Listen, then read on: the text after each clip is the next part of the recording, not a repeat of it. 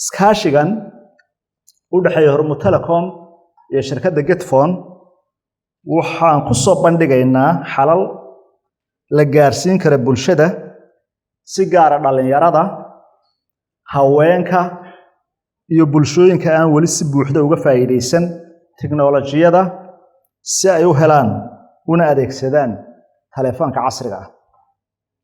Hormuud Telecom ahaan waxaan aaminsanahay in isgaarsiintu tahay inay dhaliso saameyn dhab ah oo la dareemi karo.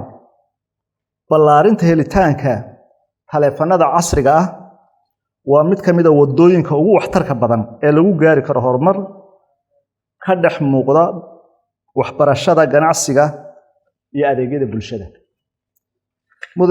Mudanayaal iyo marwooyin, waxaa maanta aan daahfurayna maaha kaliya mashruuc, waa madal u adeegaysa isku darka bulshada, hal abuurka iyo horumar wadaaga.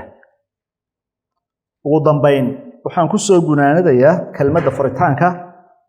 Ballaarinta helitaanka taleefanada casriga ma aha oo kaliya teknoolajiyada, waa ballaarinta helitaanka fursad saan sheegnay, awoodsiinta muwaadiniinta iyo ka qaybgalka buuxa ee dhaqaalaha casriga ah.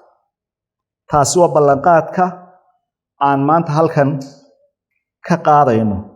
Waad ku mahadsantihiin joogitaankiina, ka soo qaybgalkiina, taageeradiina joogtada ah iyo sad mashruucan soo maamusteen.